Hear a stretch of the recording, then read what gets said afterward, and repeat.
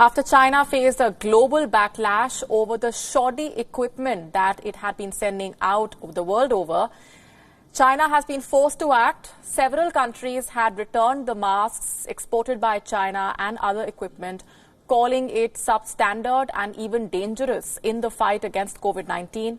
And for China, it was nothing less than a loss of face on the global stage.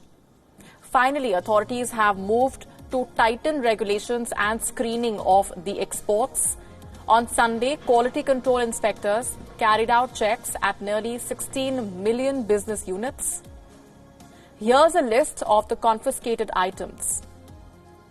89 million poor quality face masks, 418,000 pieces of personal protective gear, ineffective disinfectants worth over 7.6 million won. It's unclear how many of these products were destined for the international markets after a number of countries had complained about faulty masks, mostly used by frontline medical workers. China has released a list of fresh guidelines saying that even non-medical masks must meet both domestic and international standards. For medical products, exporters must file a written declaration that their products meet the safety guidelines of the destination country. China has put these measures in place after repeated assurances that nothing was wrong with its products. In some cases, China even asked the countries desperate for medical equipment to double-check the consignment. The tighter rules have been implemented only after countries sent back the faulty testing kits and other equipment.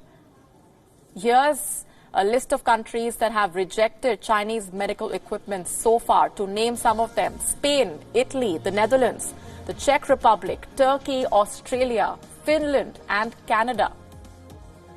Let's run through some of the recent complaints that were made against the Chinese medical products. Last week, the Canadian government said 1 million face masks purchased from China failed to meet the standards. As this document shows, Chinese masks were recalled from hospitals in Toronto. Just a few days ago, Finland became the latest casualty of the substandard Chinese masks. Finland imported 2 million masks from China, but none met the standards for medical use. Making masks during the coronavirus pandemic can be a booming business for China, but its firms can only remain in business if the products can protect the frontline medical workers who face the risk of contracting the virus each day.